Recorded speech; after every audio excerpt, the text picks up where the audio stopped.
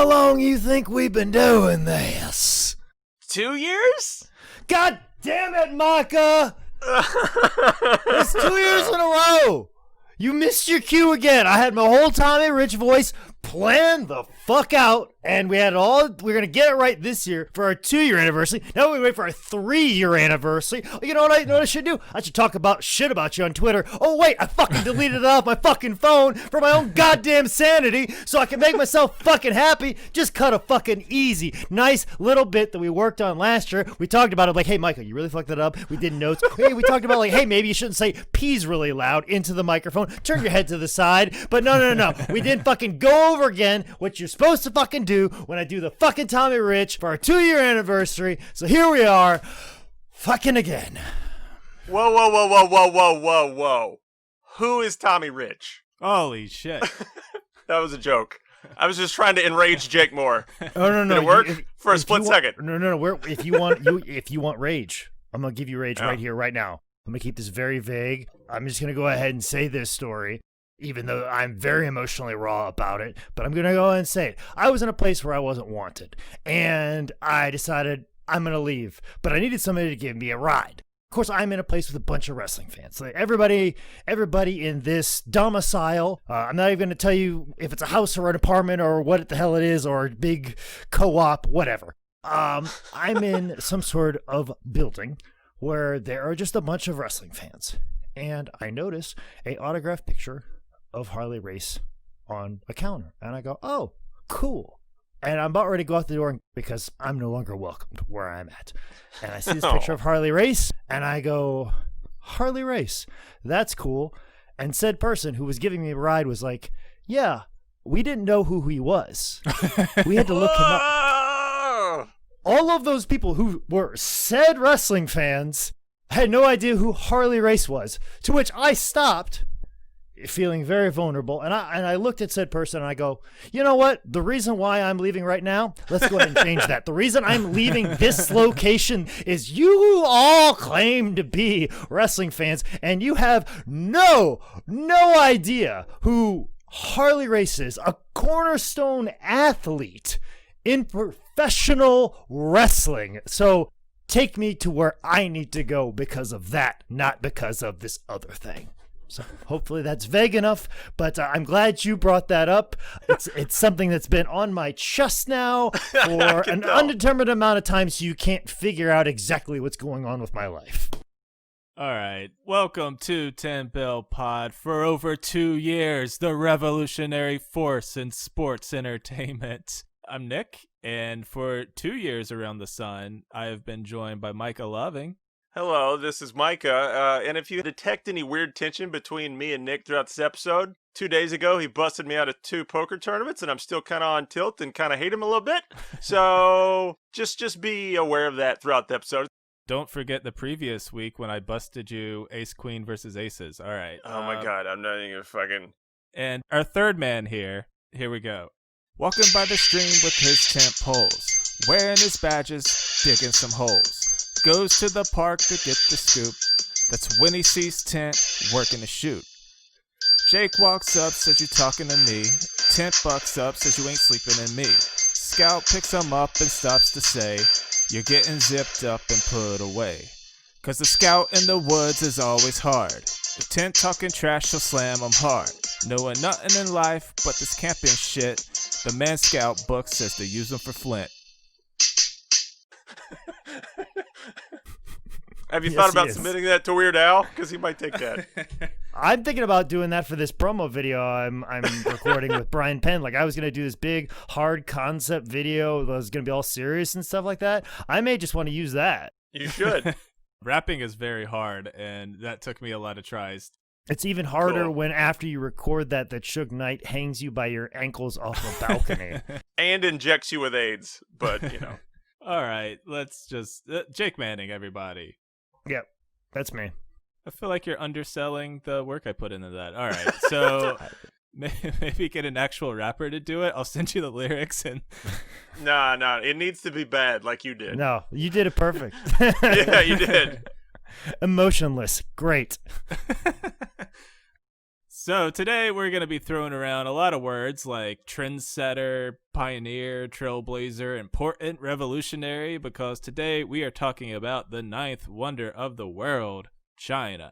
I think the most disturbing thing that I've learned throughout this entire podcast was that Chyna dated Brutus the Barber Beefcake when she was 18 years old. Did we all learn that? And did we have fucking traumatic nights after learning that? I did not know that. You did not know that. Holy shit. Yeah, that is, think about that. Brutus was 30, she was 18. Did Brutus say that, or did Chyna say that? No, this was Chyna saying it. Okay. And I got, okay. Well, at least she was 18, which is more than we can say about most wrestlers these days. Oh, that's what I was hoping someone would hit. All right. Moving along. All right. So, Joan Marie Lauer was born in Rochester, New York on December 27th, 1969. And couldn't find anything too good, but also on this day, American author and journalist Sarah Vowell was born, which I thought for an author and journalist was pretty cool to have a last name of Vowell. It'd be like Nick's last name being Hollywood, or Jake's last name being Workaholic who dies of exhaustion. No rebuttal from Jake. Nothing from Jake. Nope. Well, that sucked. He's too tired. All right, so Chyna wasn't much of a pro wrestling fan growing up, but she was familiar with the sport since her brother was a huge fan, and he even did some backyard wrestling. Fucking nerd. Yeah. Let's just get sad right from the start. Pretty rough childhood. Her father was an alcoholic, often getting so drunk that he would bring home other women, forgetting that he was married. That is only an excuse a man could think of. That or Ozzy Osbourne. That's the Ozzy Osbourne excuse. Joni's mom wasn't much better. She was physically and verbally abusive, and I don't want to tell you how to raise your kids, but stop hitting them and screaming at them because you're giving them depression and anxiety and low self-worth, and then they grow up and find out that their sense of morality, Hulk Hogan is a fucking racist, and you're ruining their lives. You know, this is like the first 10 minutes of the episode, right, Nick? Yes, I'm sorry. All right, moving on. Chyna's parents divorced when she was around 4. From there, she'd have 3 different stepfathers and 1 stepmother. She was constantly moving around. In 7th grade, she finally found a friend and an anchor and a teacher at Penfield High School. But nope, he tried to Crystalia her with a kiss. So there's some more emotional trauma for you. Oh, boy. With all that combined, Chyna developed a eating disorder, and she would start to experiment with drugs and alcohol at a young age. So at 16, her mom tried to force her into rehab, which I think she was just smoking weed and drinking some beer. I don't know if that's rehab worthy. Instead, she went to live with her biological father, who was like, "Oh shit, I have a daughter? That's fucking awesome." Chyna would use working out and fitness as an outlet, which is, it's a pretty productive place to hide your emotions, right, Jake? Yep. She finished up her last year of high school in Spain, then attended the University of Tampa, graduating in 92 with a major in Spanish literature. Then, Jesus Christ, what are we? We're 12 minutes in, and I've already lost my faith in humanity like 10 times. She was also sexually assaulted in college to just a fucking Christ. But despite all this, despite this laundry list of atrocities brought upon her, this strong motherfucking woman still wanted to do some good in the world. And after college, she joined the Peace Corps and was assigned to Guatemala. And I think she only lasted about 4 months because the work and the living conditions out there are pretty damn brutal. She then came back to America, where she'd bounce around job to job, doing some stuff like bartending, waitressing, singing in a band. But then she would really ramp up her dedication to fitness and bodybuilding. In 96, she competed in a bunch of New York City regional level Fitness America competitions. But apparently she was like too jacked and she didn't place well because she was so much larger than all the other women. Total bullshit.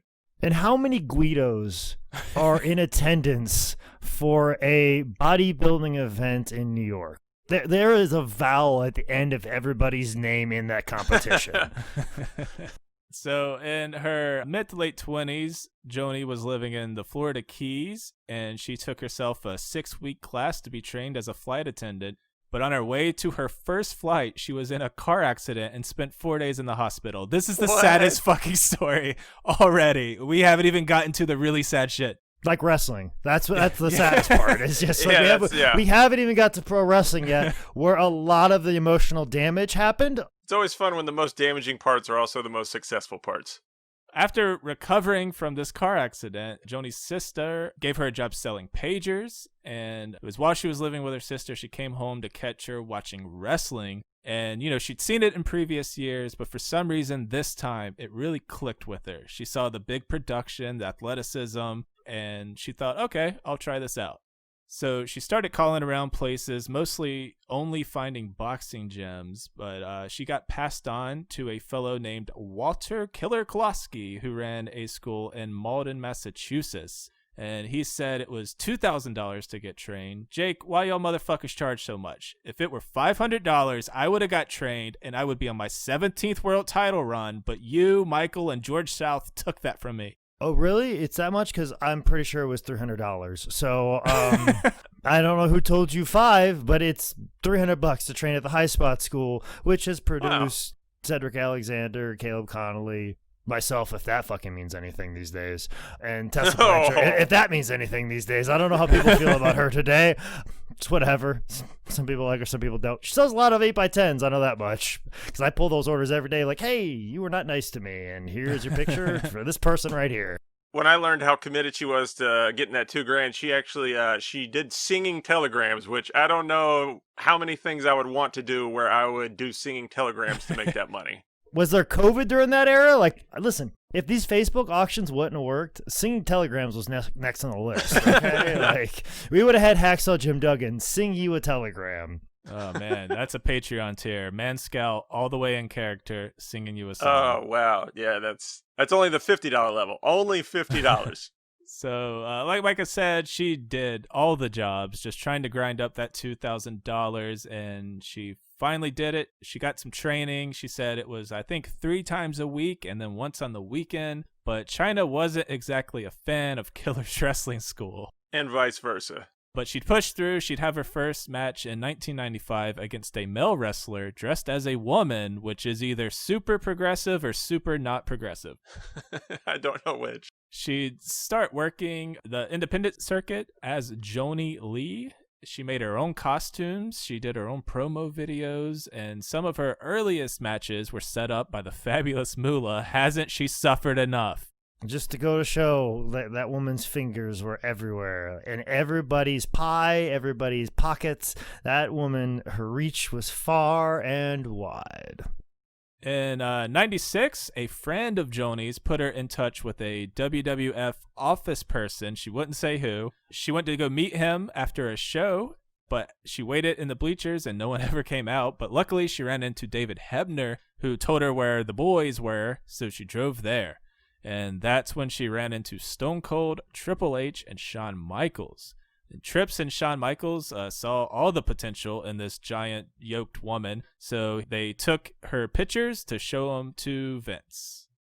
Oh, is this where I do my Shawn Michaels impersonation? Which is just my actual fucking voice?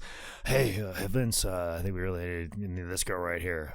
I think she could, watch my back better than what British Bulldog did in that nightclub at Syracuse. He was awful. I think she would be great. When I shoot my mouth off in front of a bunch of Marines, I think she could, I know for sure she can beat the shit out of at least 2 or 3 Marines, and that's really what I'm looking for in a bodyguard, is somebody who could actually beat the shit out of Marines. I mean, she was in the Peace Corps, so I was kind of thinking, man, I'll keep her around. Close. So when, I get these Marines bow up after I hit on their girlfriend all night long, she'd be like, hey, I was in the Peace Corps, and they'd be like, and then they think about it for a second, and then I'm out the back door to take some more pills. Take some more pills. Vince right away did not believe that the guys would want to sell for a woman, but Trips and HBK kept on pushing. Meanwhile, Chyna and Triple H struck up a friendship since they lived near each other. They started training, they started working out together, and soon they'd start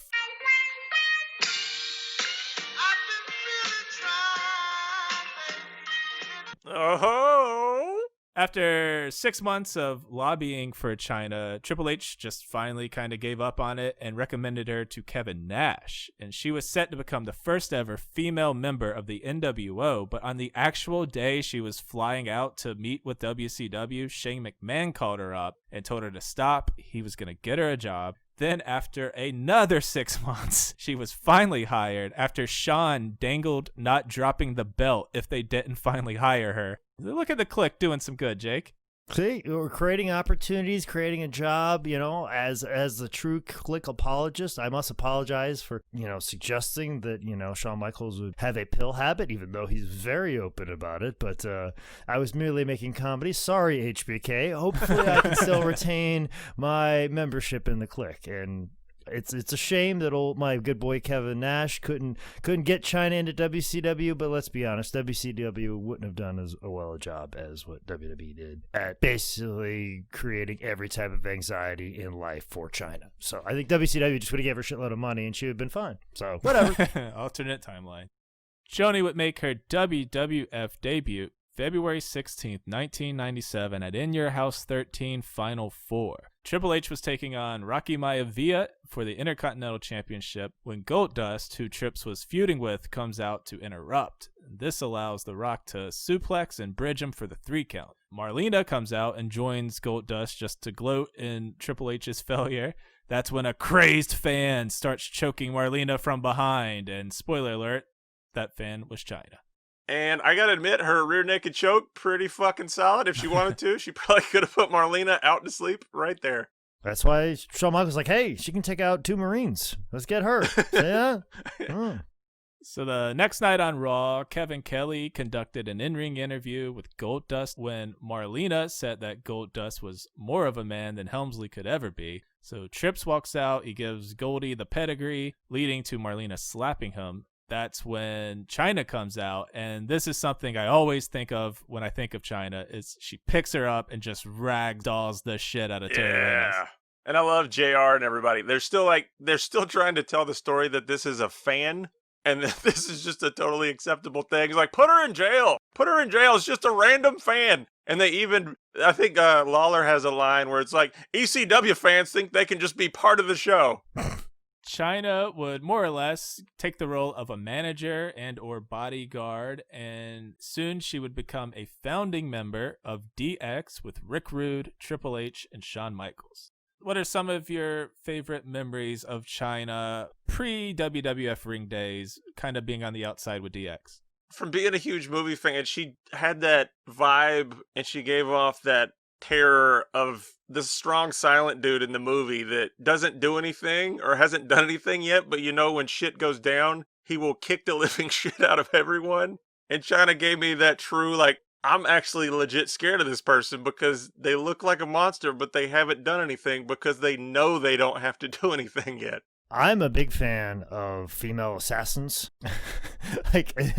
especially protecting the shitty boss. Male boss. I'm a big fan of it. And Shawn Michaels is that.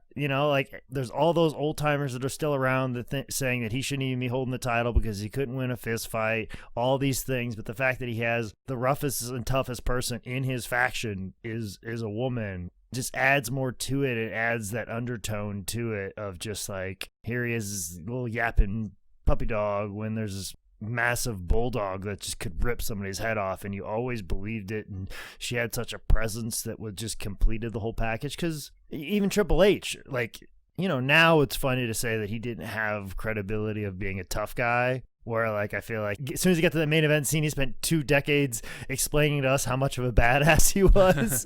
But there was a time very early on where even Triple H had those vibes of if it was a real fight, he'd get his ass whooped. Yeah. And there was that time, and the fact that you have that where the one person that you're oh no, I can't whip that person, it just happens to be the female in the back with her arms crossed. We all knew it was going to be a matter of time before Chyna got in between the ropes, but as she grew as a badass, legit threat backstage, a lot of the guys, they still didn't really want to sell for her. But one guy who would step up and do it was Mark Henry. So he'd be Chyna's first kind of solo angle, with Mark falling for her very hard, launching a whole Capulet and Montague situation with their home teams DX and the Nation of Dominations being in a big rivalry. Also, too, I think this has been said very publicly. Mark Henry, kind of a freak. But there was a time Oh, no. that in an airport you could buy basically like Playboys, Hustler, whatever in Yeah, the I remember those airport. days. And during those days, Mark Henry would buy said magazines and would be reading them on the flight and just pulling out the full spread and not care who's sitting beside him, who's sitting behind him, who's sitting over his shoulder, who could see said materials which he is looking at and holding for rows behind him to even see. That's a story that I've heard about him a time or two. Just full on Playboys and read them as if they were the Wall Street Journal. Very European of him.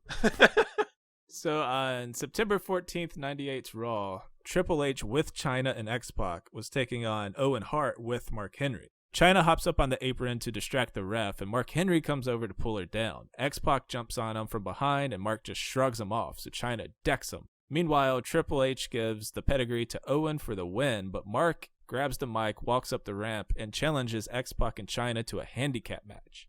Later that night, they have the match. Did you guys watch this? I did. Chyna with the double leg takedown. Bravo. And Mark Henry's sell on it to make it look really good and believable. Also, Chyna and X-Pac hit Mark with a double suplex, which was pretty cool. Yeah. She hit Mark with a spear and some punches, but to close it out, Chyna comes off the top rope. She gets caught by Mark for the power slam and the win. But still, this is a huge moment for women's wrestling, for Chyna's career. And then right after this historic step forward for women's wrestling, they have a Sable and Jacqueline evening gown match. Ba-dum-bum-ba-dum-bum.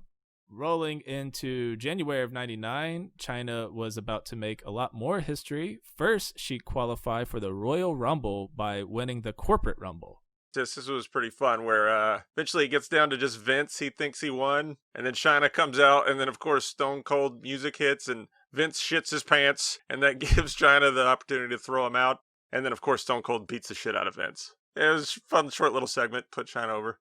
On January 24th, 99, Chyna would become the first ever woman to enter the Royal Rumble. It's short and sweet, coming out at number 30, lasting about 35 seconds. She hops in, goes straight for Mark Henry, even tosses him out to get an elimination, but then Stone Cold clotheslines her. And also, I think before this, that it was revealed that Mark Henry had to confess to his mama that he didn't actually bang Chyna or some weird shit. See, Mama, this Playboy magazine, I didn't touch any of these parts on Chyna.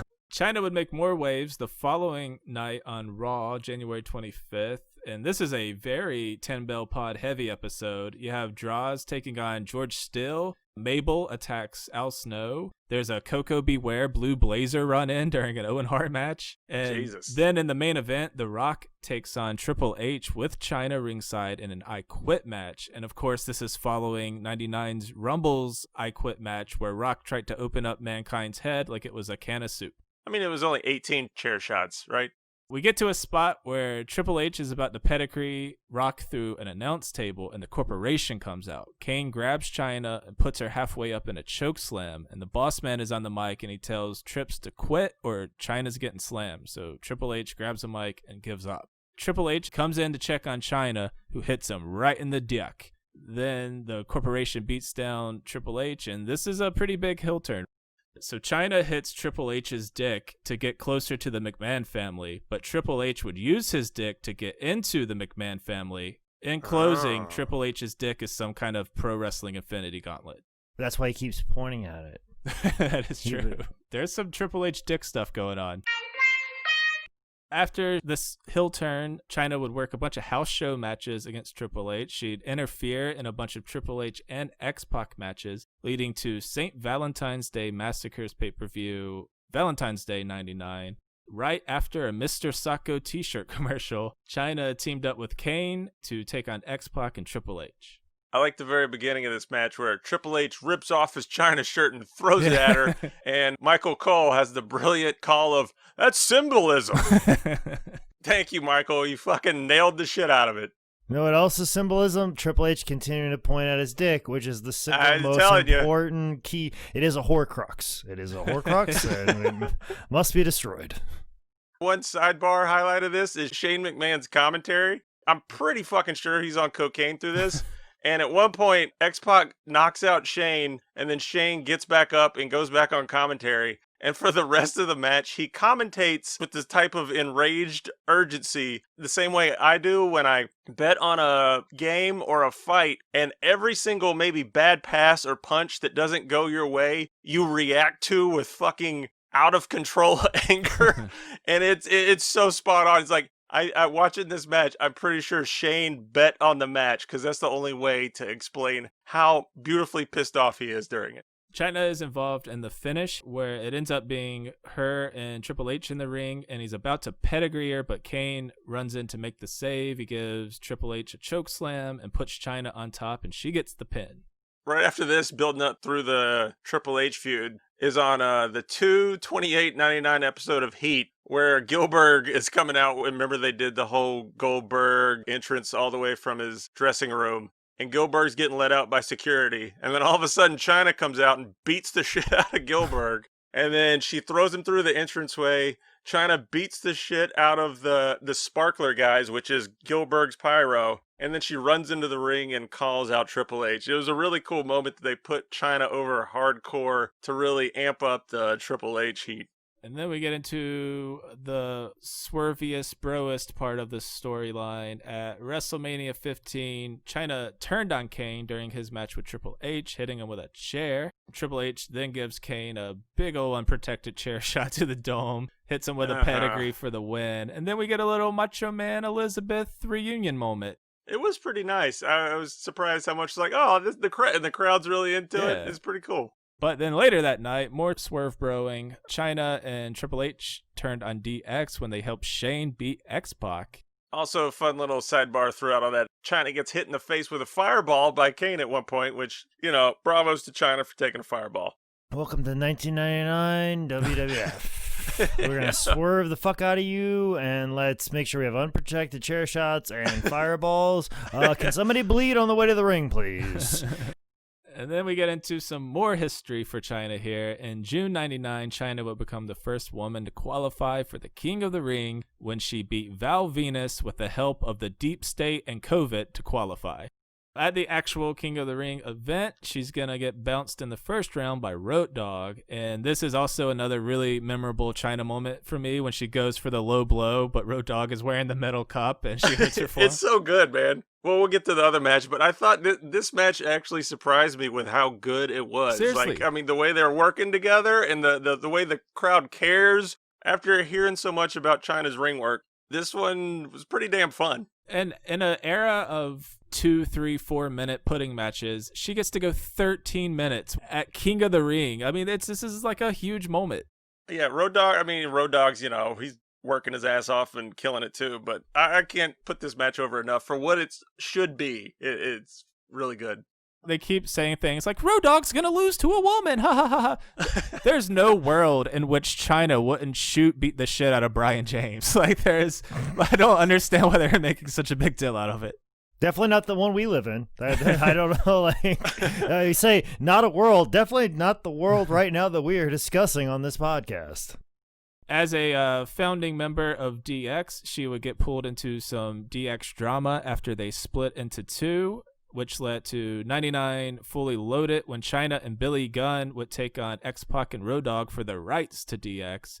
And, this is another really solid wrestling match. And at this point, it kind of feels normal for her to be in there with the dudes. She's really, to me, at this point, she was starting to earn her spot, Well, and also wasn't there's some weirdness. This was a very confusing time in WWF. I'm still not 100% sure who won the King of the Ring 1999. They say Billy Gunn, but I think there wasn't also a thing if Billy Gunn loses this match, that Chyna would be the winner of the King of the Ring. And I think they even went as far as change that on WWE.com. So it was always listed as Chyna. It was weird. And I think it was about this time when DX was splitting up and the King of the Ring crown will switch. And I remember that happening and just being who the fuck won the King of the Ring 1999? Just tell me a name. Even as a 38-year-old man, with the amount of distance that 20 years later, 20 years plus, if you put a gun to my head and you ask me who won King of the Ring 1999, I don't know. And I don't know if I have a weird Mandela effect going on right now, or I could just sit down, watch it, and it would be explained to me. But I also know that Vince Russo wrote it, so that doesn't help. So good luck. And then you're splitting up DX, but we're DX, it's DX versus DX. We've already done DX versus DX, or DX swerved against each other, and it's just... Then Chyna would become the first female to ever become the #1 contender for the WWF Championship. HBK put Chyna in a match against Triple H and Taker to determine the #1 contendership. Stone Cold comes out with a chair and smashes Triple H, puts Chyna on top of him. She gets the pin, making her the #1 contender. So on the Go Home Raw before SummerSlam on August 16th, Triple H starts off the show with a promo. He asks Chyna to give him the #1 contender spot after everything he's done for her, but Chyna says no. And he drops an ungrateful bitch. That sways Chyna to accept the match. So later in the night, they're wrestling, and Mankind makes a surprise return after he had been out for a few months. He hits Trips with chairs as a measure of revenge for Hunter putting him out with a sledgehammer. Chyna again pins Triple H for the win, but then Foley grabs a mic and asks Chyna to wrestle him for the #1 spot. He's met with a big old dick punch and a big no. Pretty much it, yeah. But then WWF Commissioner Shawn Michaels comes out and he sets up the match for some weird reason. I don't get what Shawn Michaels was doing as commissioner. He was flippy floppy. This is a dumpster fire. It's a dumpster fire. We got to keep Shawn employed. We have him under contract. We got to use him some way, somehow. Right. He doesn't want to wrestle right now, but he's got this big contract. We got to get our value out. Put Shawn Michaels on TV and see what happens. Shawn makes Mankind wrestle Chyna, and she gets a big old mouth full of Sacco and takes the L, and she never goes on to SummerSlam to wrestle Stone Cold for the title. And the rest of it doesn't include Chyna, but just for the fucking shit show that it is, Shawn comes out and then makes Mankind versus Triple H for later in that night for the #1 contender shot. There's like 3 or 4 matches in one Raw to change who would be the #1 contender. It's amazing. That fall, Chyna started a feud with Jeff Jarrett, playing a very sexist character, or as WWF writers call it, a character. He basically just does Andy Kaufman's gimmick. That's exactly what the fuck Jeff Jarrett does here. Behind the scenes, though, Chyna said that Jeff was like super supportive and really cool about like putting her over and taking bumps and, selling for her. Oh, when Jeff Jarrett like fucks up Moolah and May, it's the greatest thing ever. Like he's just... It's next level comedy. It's just like I can't. And of course those tough old broads are like, hit me harder, kid. If you don't hit me hard, I'm gonna come for you in your nightmares. Like. Yeah, I think Jeff has one segment where he pulls an audience member in quotes out of the ring, and then she can't vacuum well enough, so he puts her in the figure 4. So that's where we're at around this. I think he put like Stacey Carter in the figure 4. Like he's just figure 4 and everybody. It's everybody with a vagina. It's just like, let me put a figure 4 on you. Kitchen comment, figure 4, kitchen comment. They'd have a match at 99's Unforgiven for the WWF Intercontinental Championship, and it is another solid match. I mean, Jeff's a good worker. Chyna is right on his heels. There's a ton of fuckery for the ending. Mae Young and Moolah get involved, which means Chyna probably lost 90% of her pay off the top. A scorned Deborah walks out and clocks Jeff with his own guitar. Chyna gets the cover and becomes Intercontinental Champion until Tom Pritchard comes out and narcs like a motherfucker. The best Pritchard? So they have another match at 99's No Mercy in a good housekeeping hardcore match and some backstage stuff here. Jarrett's contract was about to expire as he was the champion, so he apparently held up Vince for like $300,000 to drop the belt clean. Yeah. Jake, you know about this? Well, as has been detailed in Bruce Pritchard's podcast, is that it was more of a situation of they'd kind of neglected to check the specific dates on Jeff's contract. So they didn't roll it over. They weren't going to renew it, but they didn't take into consideration. So they weren't thinking about looking at it, and they just realized, oh shit, his contract ends before this pay-per-view. Now, he's clearly got a deal with WCW, and he's going to go to WCW, who is obviously a main competitor at that time. Now, Jeff knows that he's got all these house shows and even this pay-per-view revenue, and he's going to leave, and he has no contractual obligation with the company to do this show. So, are these people going to be as timely on giving him his pay-per-view payout for this?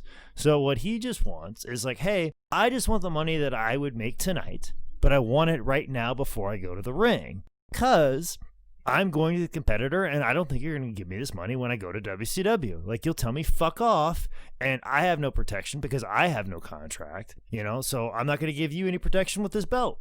So he just like, I just want the money that I'm owed, and we'll go from there. But probably another annoyance in Vince's head, and he probably saw, why'd you hold me up? I'm a man of my word, where Jeff's old promoter, and of course, his father fucked people over 1,000,000 times over.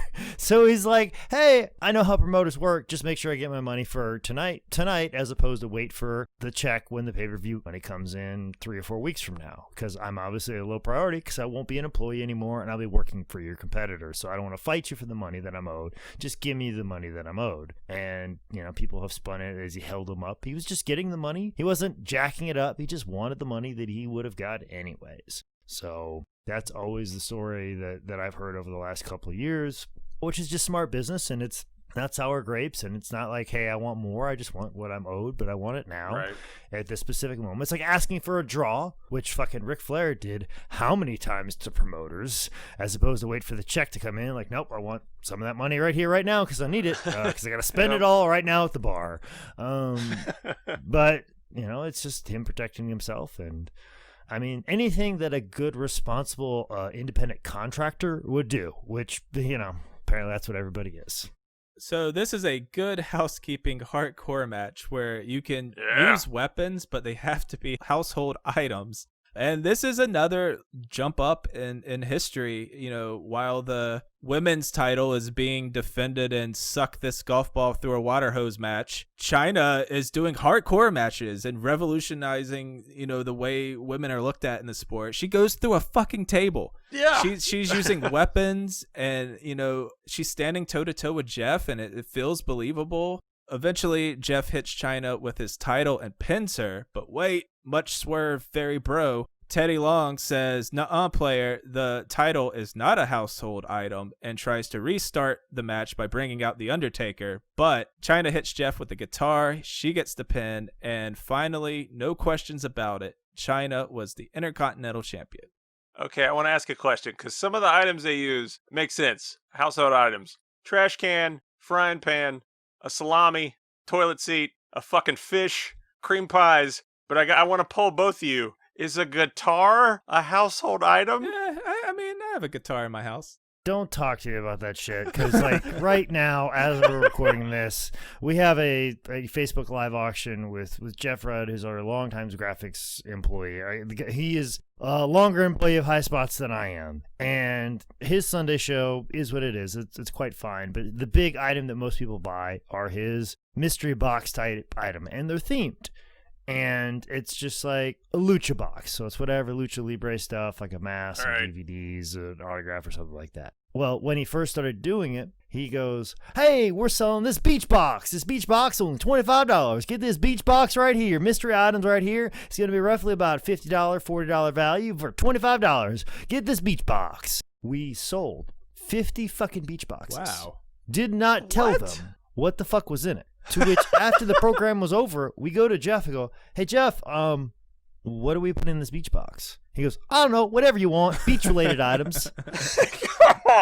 So then, Jake Manning, who is already at the ends of the fabric of his reality, then has to go through the High Spots office, a wrestling merchandise company, and figure out what in this office is a beach-related item that I can put into a bag. Not only that, I have to come up with roughly $40 to $50 worth of website value.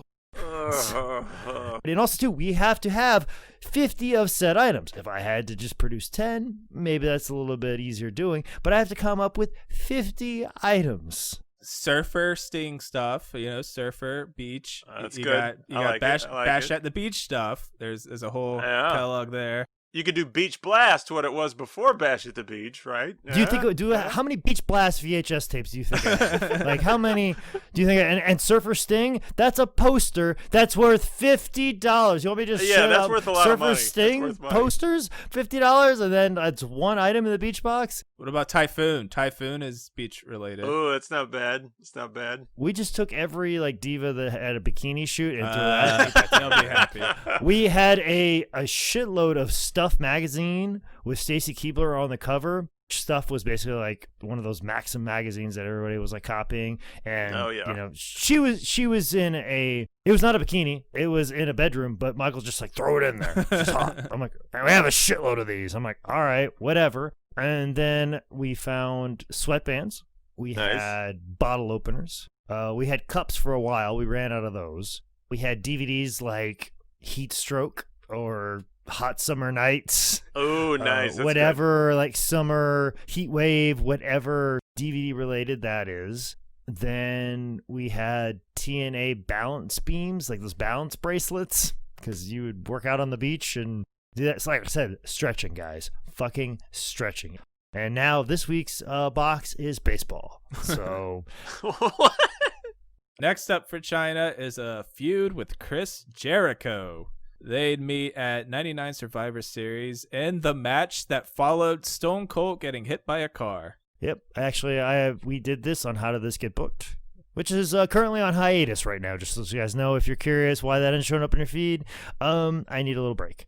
But regardless, I remember watching Chyna wrestle as a child and be going like, man, Chyna's really good, and just being very enthralled with her presence, and always thought she was a good wrestler. But after watching this match with Chris Jericho, I realized and come to terms now that she unfortunately wasn't as ready as she should have been, because they weren't letting her wrestle enough, because it was hard finding guys that were willing to really work with her. And, they're putting her out there on TV to go out there and wrestle, and she's probably not wrestling on the house show loops until this point right here in a career where she's the Intercontinental Champion.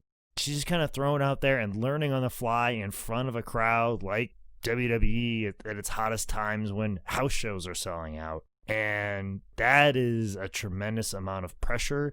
And then, someone like Chris Jericho, who's really trying to impress everybody and show how good of a wrestler is, and talking Chyna into doing things that she's probably physically not capable of doing, but she's game for doing, and does it, and then it doesn't look all that great, and then and Chris gets all the credit. Oh, he carried Chyna, and it's like, well, almost kind of burying Chyna at the same time and putting him over at the same time, which is a skill you have to have as a professional wrestler. You have to be able to show everybody like, hey, I'm the good wrestler in here, as opposed to going, hey, we created this great match. No, nowadays what you have to do is convey to everybody like, no, I'm the better wrestler than this person, and do that inside of the match, and also trick that person into doing that. And I feel like that's a little bit of what this is. But also, too, it's a little bit of like probably Jericho want to prove like, I can have a good match with anybody, and you guys are saying you can't have a good match with Chyna. I want to prove that. So Chris Jericho made the right career decision in doing that for sure.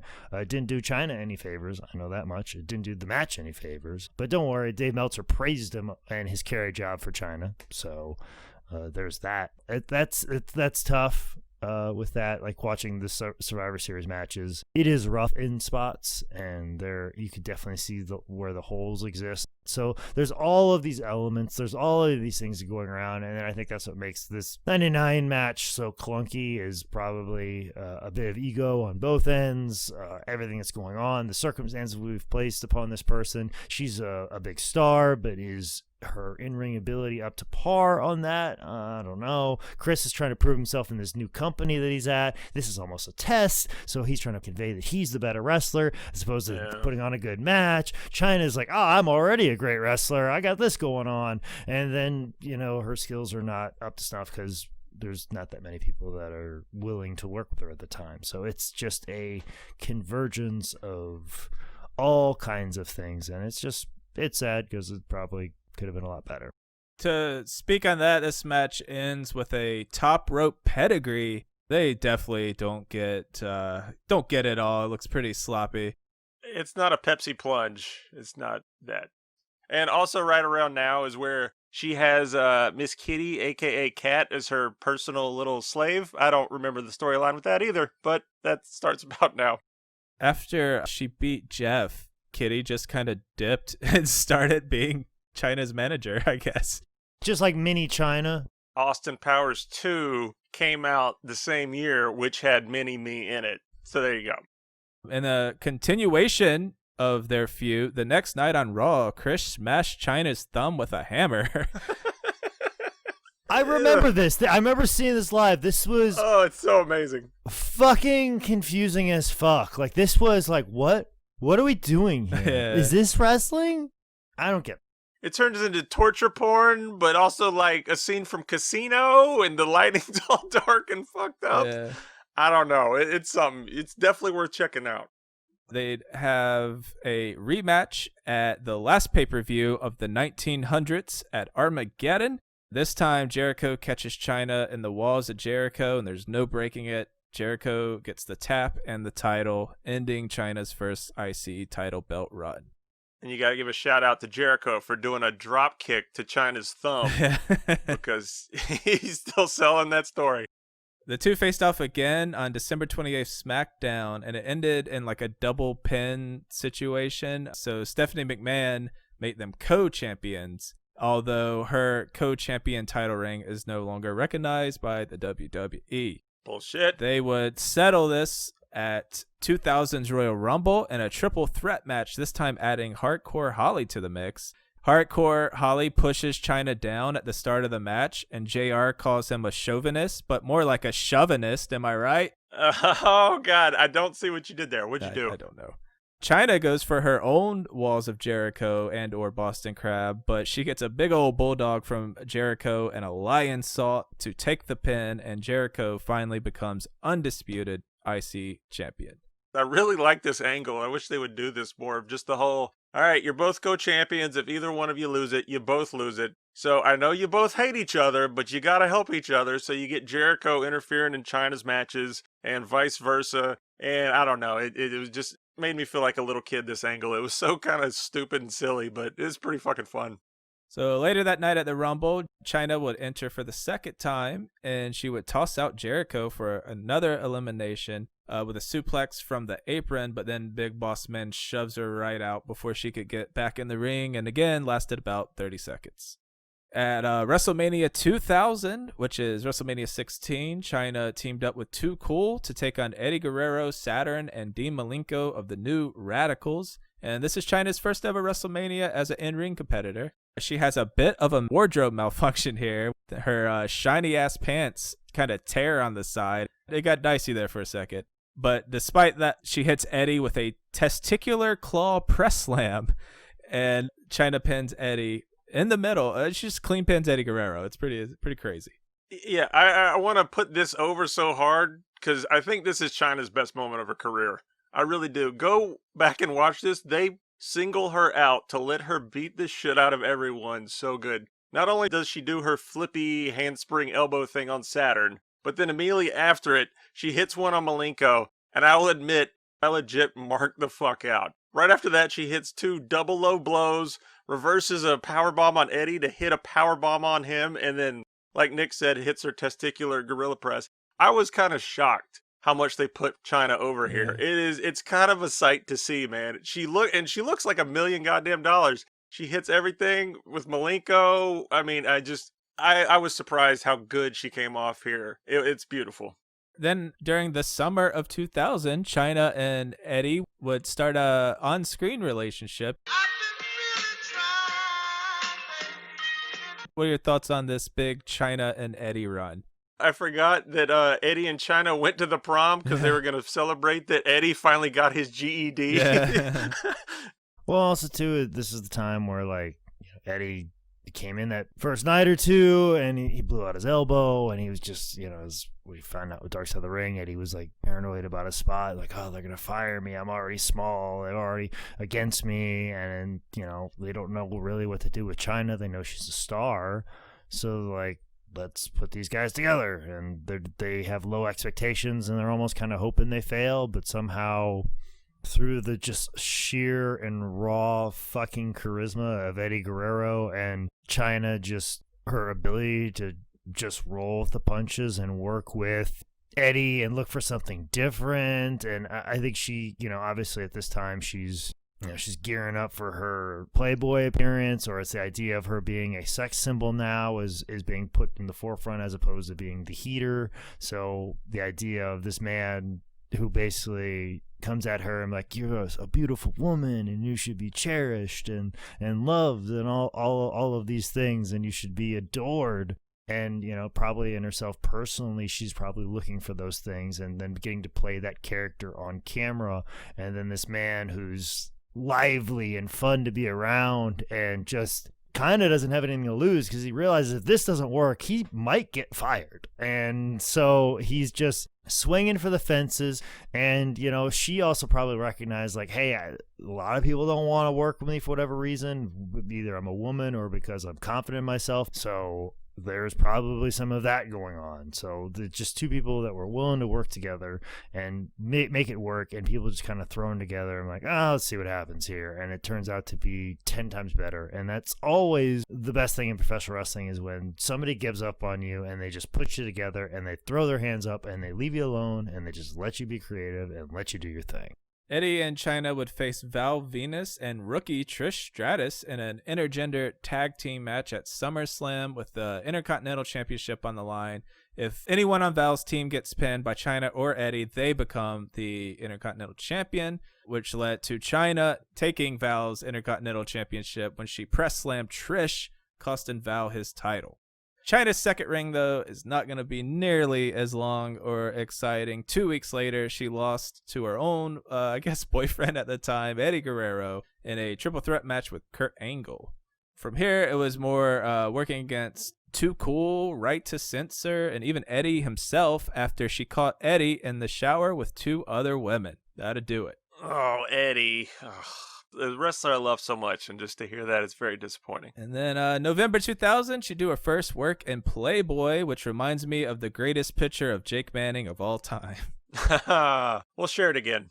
The only thing that I had written down with that Chyna said Hunter was kind of a dick to her because she was just getting all this press for Playboy, and he was feeling a bit jealous. And I don't know, maybe Hunter wanted to be in Playgirl and show off his big schlong. I don't know. Her Playboy career would get worked into storylines as she'd start to feud with the Right to Censor, specifically Ivory. She'd take on Ivory for the Women's Championship. As part of this, there was a kind of a beatdown where Ivory gave her a bunch of pile drivers, injuring her neck. And then when they met at 2001's Royal Rumble for the title, she did that really cool backhand spring elbow she always did. But when she did it, she like whiplashed herself, I guess, and fell down, and Ivory gets to cover, and Chyna gets stretchered off. I'm kind of surprised how much they sold it, because JR tries to do his super somber thing. You got Billy Gunn coming out of the back like, he's actually concerned. And then Lawler's saying that he tried to go speak to Chyna but couldn't. And it really gives off some Owen Hart vibes, and it's really kind of fucking creepy. Yeah, man. This and the Austin getting hit by a car thing. I was like, Jesus, this happened for real like 3 months ago. Yeah. Well, Vince was like, guys, when Owen Hart died, you were brilliant. Yeah, pretty much. Jesus Christ. God. So after this match, Ivory would gloat about it, which led to Chyna showing up and attacking her a couple times, building up to WrestleMania 17. When Chyna would take on Ivory, rocking that good-ass ring gear. Fun gimmick for this match. If Ivory breaks Chyna's neck again, she can't sue her. So that's exciting.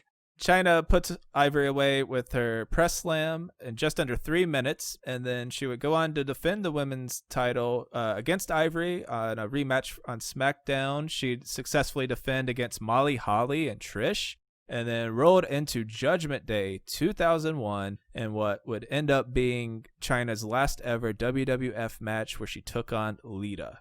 I remember this match because there was almost a wardrobe malfunction in this one. And I remember the crowd getting up for it, and and I remember Jim Ross even making a comment like, "Oh, they're really getting excited for this," and I'm just like, "Oh man, there are just a lot of dudes that are just watching this women's match hoping a boob pops out."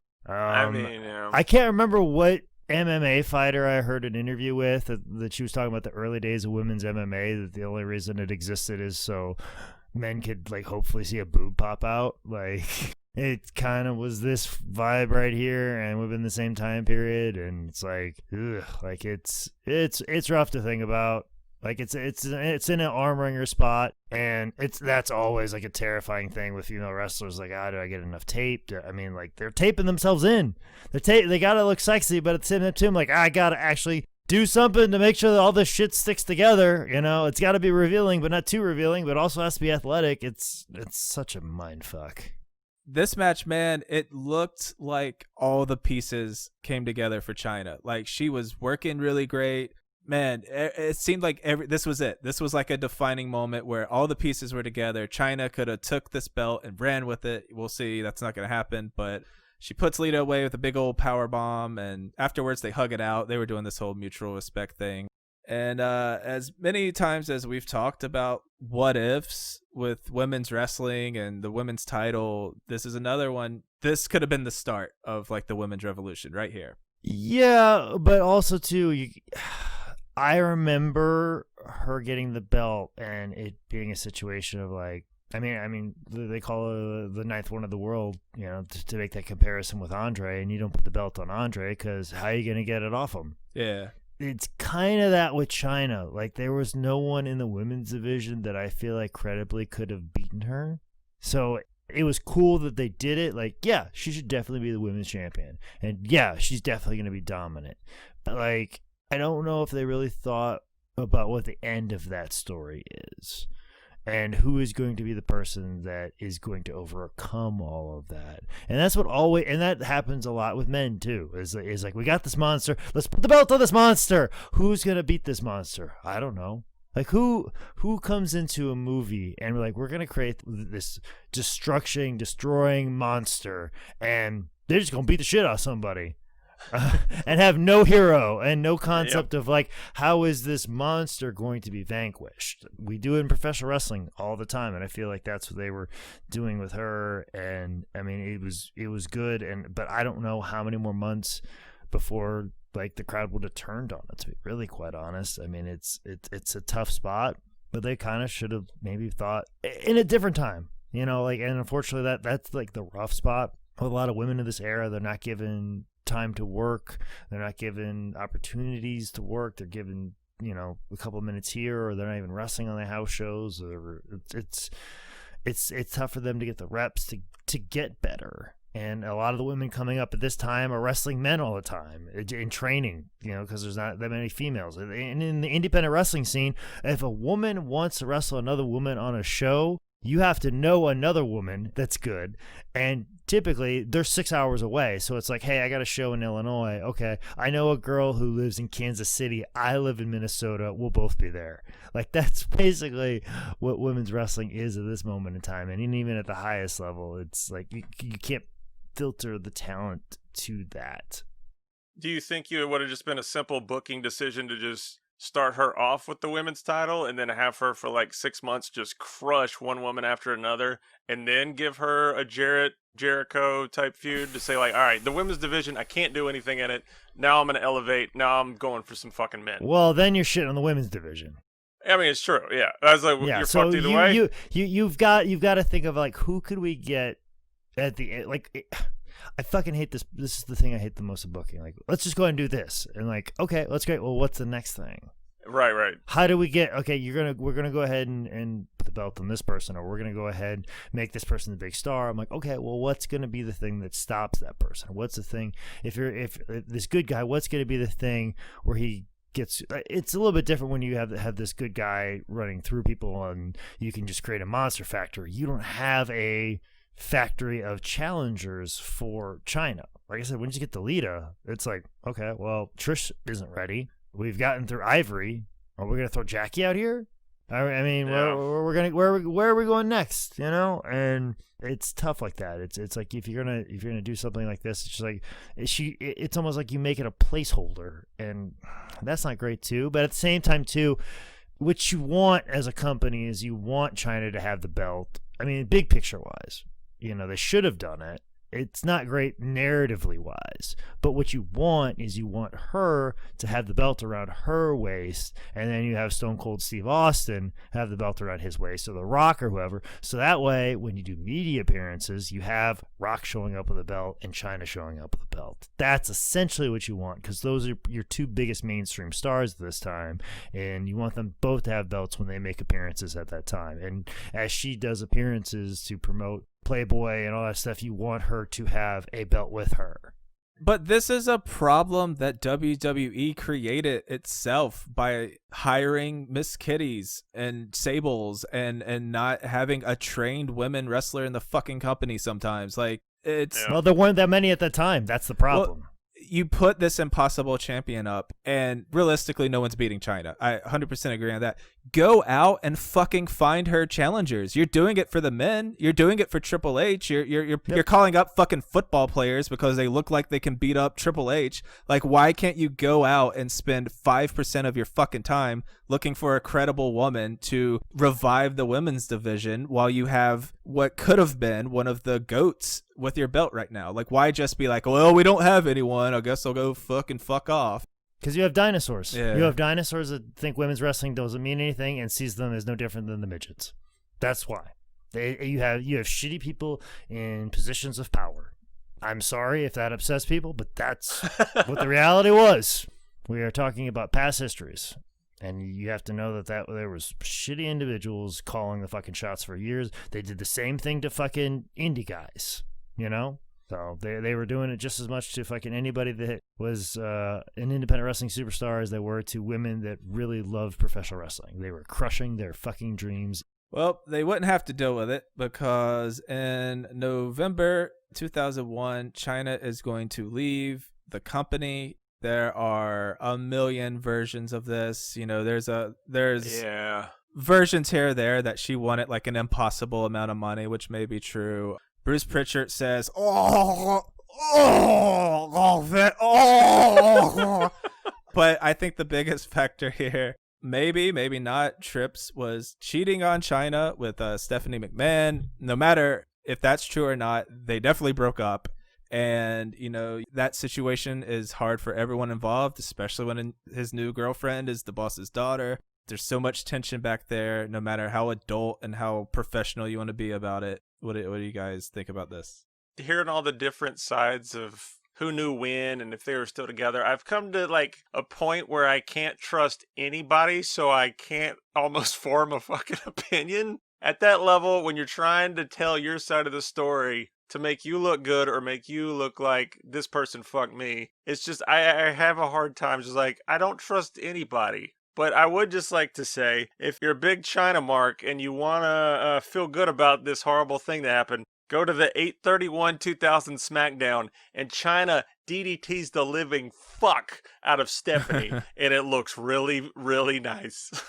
Yeah, I agree with Mike on that. I think it falls into the Keith Hart philosophy that I have. When I was filming the Dynamite Kid documentary, I remember we sat down with Keith Hart, who's probably the most level-headed of everyone in the Hart family.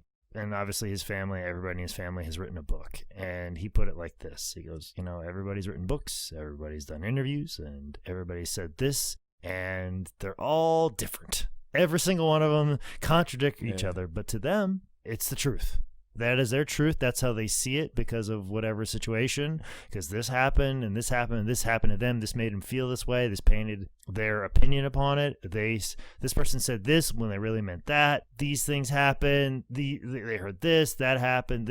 This person's lying. This person is seeing it this way. This person's perception is a little bit different, so they add a different word to the story. But in their mind, it's true because that's what they perceived happen. And that's pretty much how I feel about this whole thing. Everybody's story is completely different and none of it makes sense. Truth will never matter.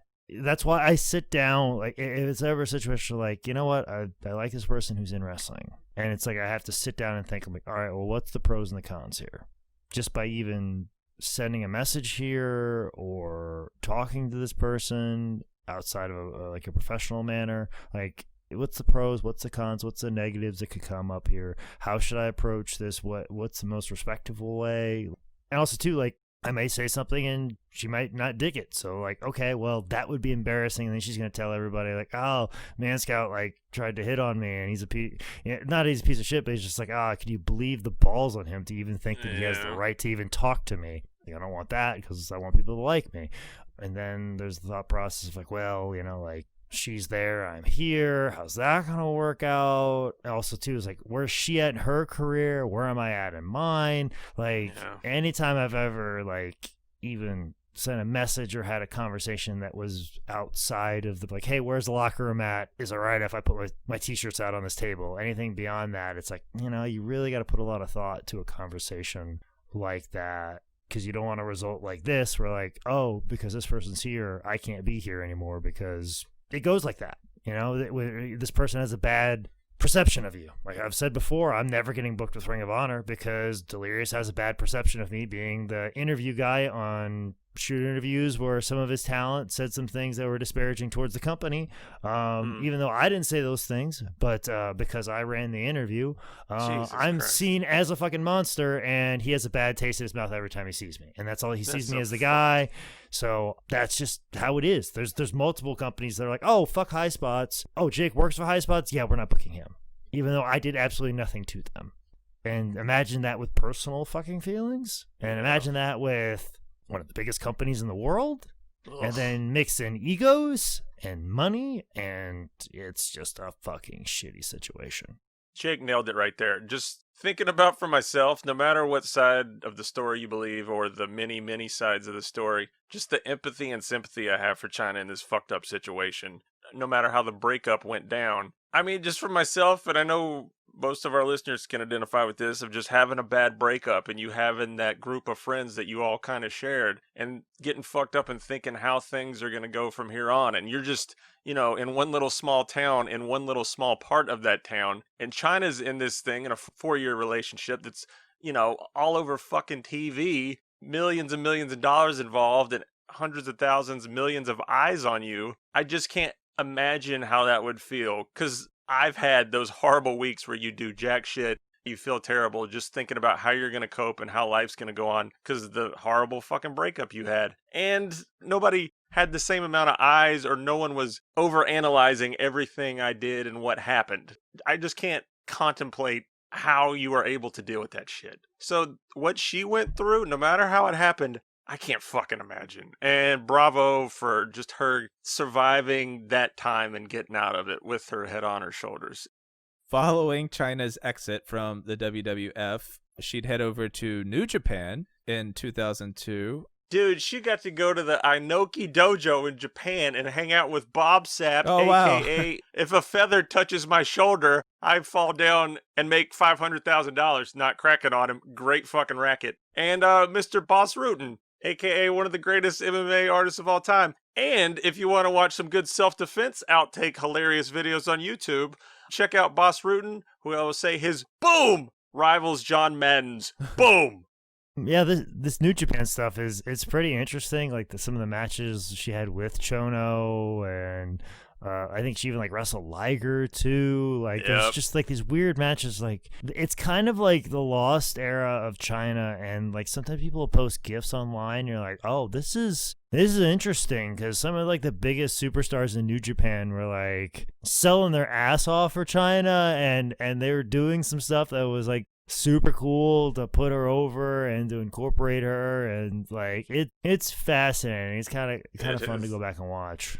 The weirdest thing in all this, type it, I think it's on YouTube, it's titled Chyna's Japan Journey 2002, and they kind of do a documentary kind of kayfabe thing about her match with Chono, and then it cuts to Chyna and Antonio Inoki on Fox's Best Damn Sports Show, which is a fucking image I didn't think would ever exist. And you get Inoki on the Best Damn Sports Show. Does that still exist? I don't know. Doing a translator interview with, I don't fucking remember his name, but it's just one of those weird, I didn't think this would ever exist moments. Thank you, Tin Bell Pod, for making me fucking realize this. Was Tom Arnold on the Best Damn He Sports wasn't. Show? He wasn't. It was the main host guy. I don't even remember his name. Okay, I was going to say, Tom Arnold talking to Antonio Inoki is just something that I didn't know that I wanted in reality. And I don't think I still don't want that in reality. It just would fascinate me, I think is the best way to put it.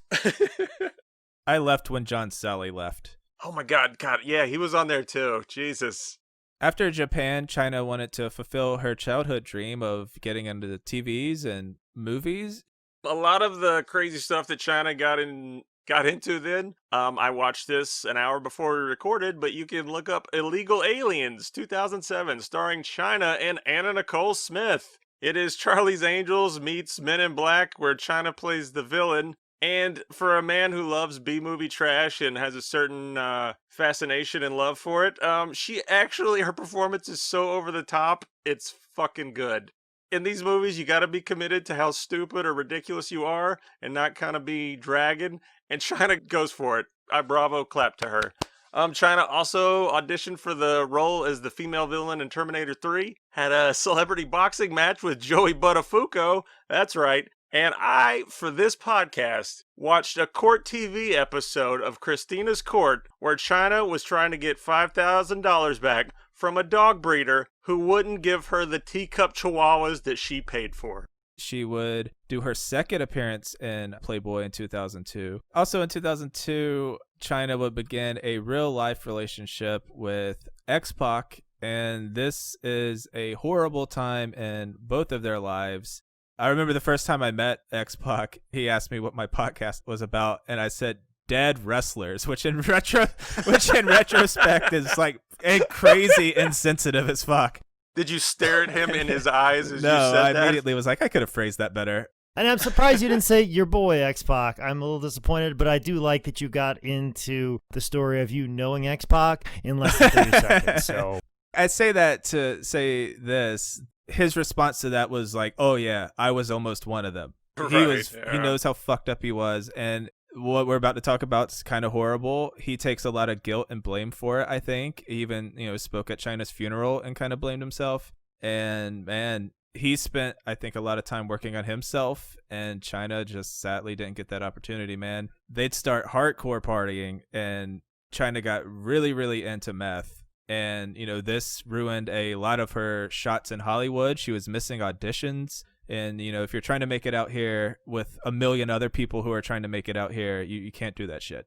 And there's Nicholas talking about he lives in L.A. that took a little bit longer than expected, but it's like if you want to make it out here in L.A. where I reside, if you're curious how it works out here in the big time.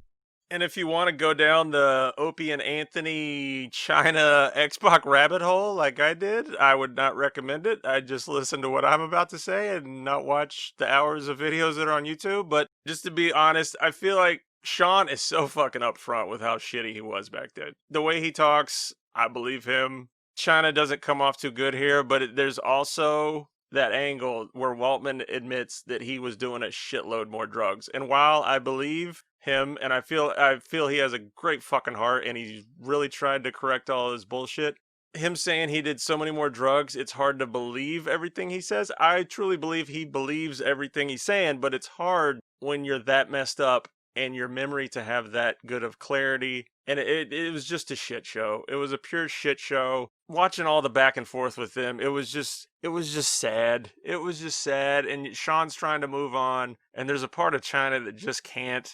And it's like in a different time, in different timing, they might have been good together. But at that point, it was a perfect storm of fucking both their lives up. And don't watch all the Opie and Anthony videos, for the love of God.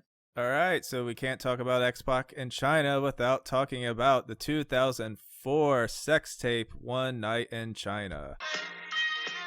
Sean said that the shoot lasted 8 hours, and that was disturbing as fuck to me. 8 hours of porn, of trying to, I don't know, did they have fluffers? I don't know. It just, ugh.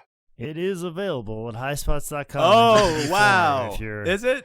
Is it really? Yeah. Oh, my God. It is in the hallway, right in front of my office. It is right in front of the shipping room, so every time that I drop an order off, I walk right by a whole bundle of Throw those up on the auction.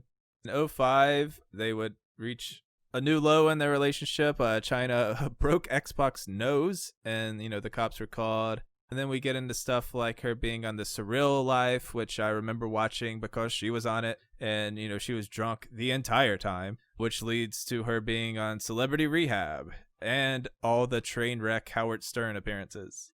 I couldn't find the train wreck episode of the Howard Stern. I found every single one but that one. All the rest were pretty good. She's like singing, but I couldn't find. It's like the porn stuff. I just it didn't want to do it, so I'm glad I couldn't find it. And also to talk about the pain in these two people.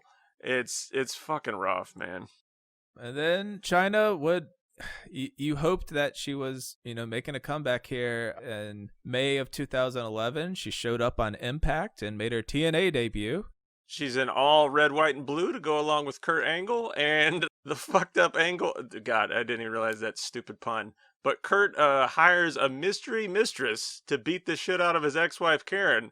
And to quote Kurt Angle, "I won't hit a woman, but I'll hire someone who will." And then he brings out Chyna. Did you guys watch the sacrifice match or remember it? Yeah, it's not much of much. Chyna hits a pedigree on Karen. They do the ankle locks. There's not much to it. Did you get to watch it, Nick? It was, they did the kind of cowardly hill. Is it even cowardly hill if the wrestler literally can't wrestle? I don't know. Yeah, I agree. Yeah. It's like, no, I know I'm going to get beat up. I don't want to get beat up. The realistically untrained wrestler right. spot? Yeah, I don't know how to wrestle, and I'm in here with wrestlers. I'm scared. Her run in TNA is pretty short, and also in 2011, she would just go full-blown into porn, which, it's fine if that's what you want to do. Well, actually, the TNA run was so short because, as Bruce Pritchard will say, she didn't let them know that she was doing porn, and so they're like, oh, we can't have anybody that's doing porn be here, and you didn't tell us in advance, so we got surprised by this, so you're fired for not telling us in advance. And it's like, so I don't know, we got hang-ups of sex in this country. I mean, heck, I was giggling about Mark Henry open up a fucking Playboy about an hour ago, so I mean, it's whatever, man. Yeah, she got fired from a company called TNA for doing porn. Yeah, and not telling them. And it's just so dumb. We all watch porn. We all have sex, unless you're a Roman Reigns fan. Am I right? Oh, I just burned you. I just burned them all. Boom! Jesus. I mean, is there even a difference between porn and pro wrestling with all the fake relationships and the scripted action? I don't know. I will say this, porn or not porn, Chyna as She-Hulk is the greatest fucking casting in history. No, it's pretty good. And she's going to Fucklemania, and she's got a Jizzapalooza match. And this is, I know this, Jake didn't expect this, but there's a Bret Hart porn parody. And for Bret Hart's porn parody, he gets the intro of trained by his father, Stu Hart, who also has a massive cock. Come here, let me show you something. Let me show you something. And no slowly be my fucking huge cock. All right. Sidebar on this, I would just like to give a shout out, but a Barry to all the kayfabe commentary fan questions with Sean Oliver. Those might be the most unbearable things that have ever existed in the history of shoot interviews. But there's one great moment where there's it's fuck, marry, kill. And the proposed people to Chyna are Casey Anthony, OJ, and Stephanie McMahon. And she bypasses all that, and Chyna just says, I'd make a lot of money if I fuck Casey Anthony. Oh, yeah, I hate fan questions. They're terrible. They're god-awful. I would just like to say that our fans actually have asked awesome questions when we've done Q&As. Oh, yeah, our fans are fantastic. Let me get that fucking out of the way. Our fans, the best fucking questions. Other fucking places, I don't know what, I don't know, like mainstream, anything, fucking whatever. Those fucking questions, like when I walk back there and I hear Black Shoes listening to Busted Open Radio, what the fuck are those fans even talking? Those fans are dumb. They're so dumb.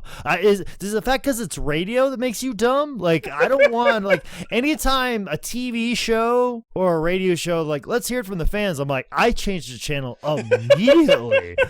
I will do a 10 Bell Pod Patreon Q&A any fucking day of the week, but I fucking hate fan questions on TV and radio shows. And that is an immediate shut the fucking TV off. Not even change the channel. I'll shut the fucking TV off and not watch that channel for at least 2 or 3 days. Oh, boy.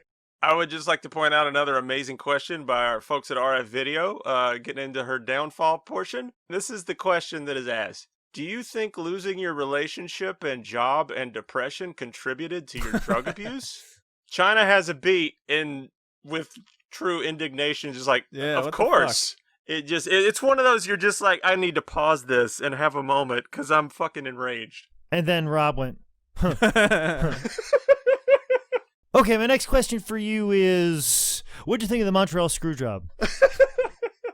Chyna actually escaped to Japan here, where she wanted to get away from all the shit. She went over there, she taught English, but her personal demons were right there behind her. I think she got fired for coming into work drunk. She had some suicide attempts in Japan, which is no good. Yeah, she admitted those. And I think it was around 2015, she came back to America, and she started working with her manager on like just this big comeback documentary, and immediately hit some speed bumps. One of the first things she did, she went to WWE headquarters and asked to speak to Vince, because something that had just been grinding on her day in and day out is that they never asked her to be in the WWE Hall of Fame. So she went to confront Vince. She didn't even get past the front desk. They kicked her out, which is, I don't know if she was being hostile or they were being shitty.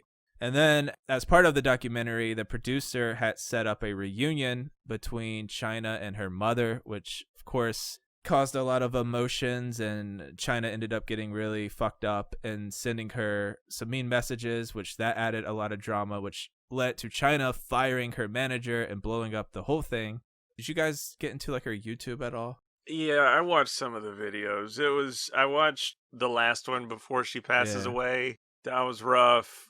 The one where she accused Triple H of hitting her, which just kind of comes out of left field. It's just, it's rough. But like I said, man, my heart fucking goes out to her. Just life's tough, and I live in a small little podunk town, and nobody really pays attention to me, and I overanalyze and go insane myself. So I can't imagine dealing with all this. And it's just so many people just fucking make fun of people at this point of their life, and I'm just impressed that she's still going and was still doing it. My fucking heart hurts watching some of those videos. She was in a bad spot. She's just in a bad spot. So she'd hop back on the convention circuit, which, it's a good way to grind out some money. But that leads to the week me and Jake were at WrestleCon. She no-showed, and it came out that on April 20th, 2016, Chyna was found dead in her home in Redondo Beach, California. She was 46 years old. She went radio silent with her family and her friends, and even her ex-manager couldn't get a hold of her. He went to her place and found her. Coroner and forensic pathologist Michael Hunter said that the amount of pills she had in her were therapeutic level. So, this was completely an accident. The problem is that, as Michael mentioned, the last ever YouTube video, she's clearly wasted. Later that night, she had some friends come over. They drank some more. You're drunk-minded. You're like, oh, fuck, I got to take my medication. That all mixes up, and it's just too damn much, man. And, we can get into the aftermath. At her funeral, not many people went. It was just RVD, Melina, and X-Pac. For a woman who is a fucking titan of her industry. And there's a video of X-Pac saying, this is pretty brutal, that he wanted to say in front of everyone that, Joni, I'm really sorry. I hope you forgive me for not taking better care of you. And I think there are a lot of people in the wrestling world who could probably say that same damn thing. But it seems like they finally kind of came around in last year's Hall of Fame. She was inducted as part of DX. It was a long time coming. The other cool thing was kind of, to go along with this, I would also watch the behind the scenes. There's like a phone interview with Triple H before it happens. And just Triple H finally talking about her and putting her over, because the way it sounded like, that they had no communication, and he just kind of extra from his entire life. The emotion there is so fucking raw and finally And there. just them like teasing saying her name got a fucking standing ovation. And Right? thank you, Chyna Yeah. Chance. You deserve it, Chance. And Yep. Shawn Michaels wrapped it up by saying, you know, they wouldn't be there without her contributions. And they put a picture up on the Titantron, and it was, I mean, it's a very heavy, beautiful moment. Hell yeah, man. So, I don't know. Final thoughts on the great Chyna. What can I say about the jacked up Jezebel, as Jim Ross would say? There's a story that Chyna had an ovarian tumor, but her abdominal muscles were so strong that she felt no pain. That's a good, like, Paul Bunyan type story for Chyna, because she was that much of a badass. I'll never forget the big pyro bazooka thing that she shot into the crowd that I always worried would catch fire and kill people, but that was always a cool little bonus when Chyna was there. Chyna interfered in so many matches and got X-Pac and Triple H wins. I want a weird tally on how many wins she got in the history of DX. I want that shit. When Chyna talked about how much, before she went through the curtain, every single night, how she would almost have a breakdown because she cared so fucking much about looking good out there and performing to the best of her ability. Those little admittance make you connect with someone. You understand that person. I do that same shit. I'm sure tons of people out there listening do. You want to do so good, and you've built up to these moments. And even at Chyna's level where you think, oh, she's successful, she fucking made it. She's a natural. Nah, she's still fucking wanting to do better, worried about it, because if you worry, you care. And Chyna's little moments like that it really hit me, man. And it's just, I don't know what else I can say that I haven't said already about just, she was in a bad state of mind a lot of the times, but the fact she pushed through so much of the shit honestly impressed me. I just can't fathom the weight of the feelings that she felt. And for her to succeed at that level, it boggles my mind. I don't know. Chyna was fucking amazing. She will never, ever leave my memories of early wrestling nostalgia. The way you thought that woman could beat the shit out of every man in the WWF. It was special, and she gave that extra bonus to DX that made them a special stable instead of just a bunch of other tough guys. There was dimensions thanks to Chyna. I'm just going to keep mine real short. Like, this one was a tough one to do for me. Like, if you couldn't tell, I'm all disconjointed and all over the place, but I know we had to get something out, and we have Patreon followers. Like, I'm super busy the next couple of weeks, and I have to get shit done, and so this one was a tough one for me. And then also the subject matter wasn't all that great for me mentally either, because Chyna had a very rough life, and the idea of a lot of things, and fighting for people's attention and people's reactions to the things you do and becoming a punchline and all those things. But I'm already rambling longer than I expected. This business can chew you up and spit you out, and some people are just casualties, and that's sad because they're real human beings at the end of the day. So she deserved better. That's all I'm going to say. We've said all the great things that Chyna's done, and we historic trailblazer, all the stuff that gets always tossed out when Chyna gets brought up. But she really did put in the work, and she got better, and you could watch her get better before your eyes, and that's really cool. She seemed to care about the fans. She cared about the fans so much that it broke her, I think. And I don't know, I think Chyna is a good example of you gotta fucking be there for people, man. We're recording this the day after I just found out that another comedian fucking died, and I watched him self-destruct. It's someone I had a lot of conversations with, and he was pretty fucking crazy at times, man. So was Chyna, and it's like, could I have said something to make him act different or not fucking do heroin? Could a wrestler have reached out to Chyna and been like, listen, you got to get help, Joni, this is too much? Like, the laundry list of trauma we listed off that Chyna experienced is fucking insane, that she survived to even make it to WWF.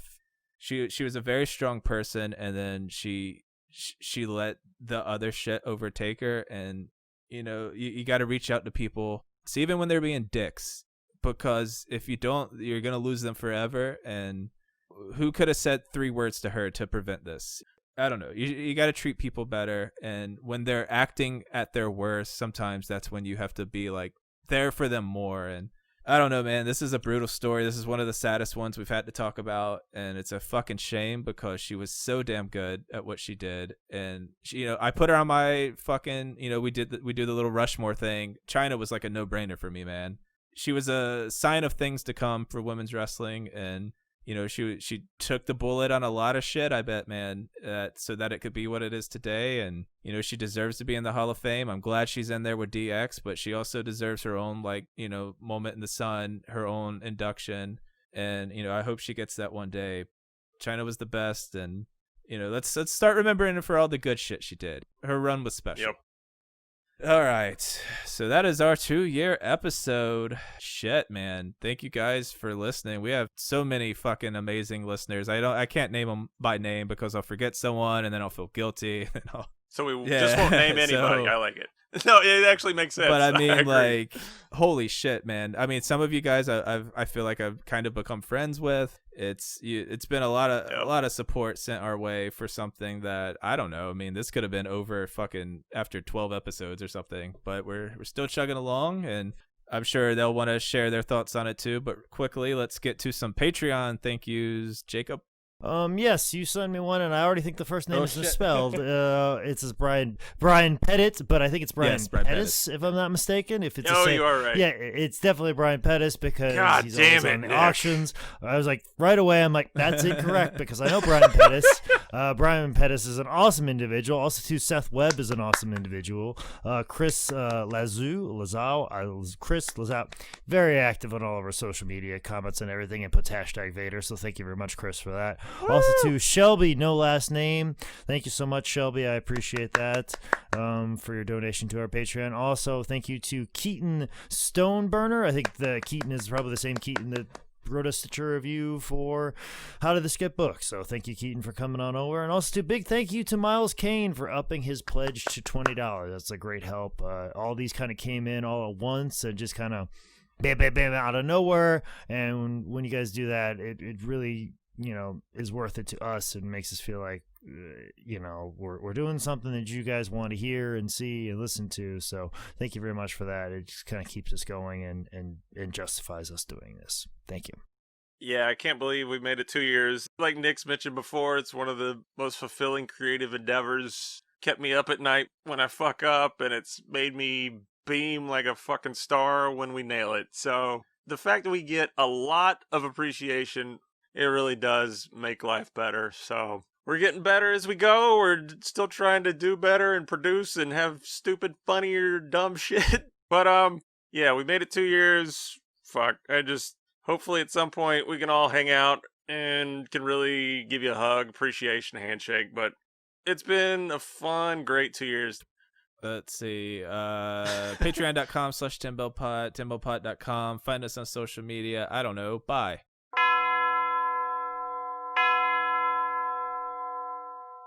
Hello, this is Micah Joseph Loving for Tim Bell Pod. I don't know why I told you my middle name. Nobody gives a fuck about a middle name, but I did that. Just letting you know about Patreon. You probably already know about it, but me, Jake, and Nick do all types of cool bonus episodes, kind of cut loose, lose our mind. It's a blast. And those usually run you about $5 if you want to get a hold of those, but any dollar amount would be appreciated. And then if you're really interested, you could ask for our address and send us the deed to your car. I don't care. I mean, something like that. But, yep, I don't know what else to say, so Patreon, fart.